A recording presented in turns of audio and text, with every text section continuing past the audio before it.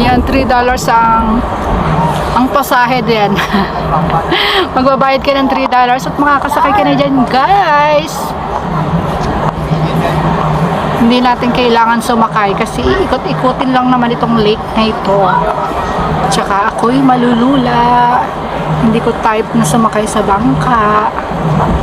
Ako'y malulain. Yan, di ba paikot-ikot ka lang? Yung $3 mo, upo ka dyan para ikot-ikot ka lang sa lake.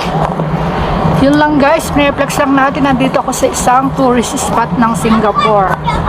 Sa Marina Bay. Punta kami doon sa kay Merlion. Parang super crowded. Ikutin namin tong lake. At ako'y hingal na hingal na rin. Salamat sa panonood. Thank you, bye!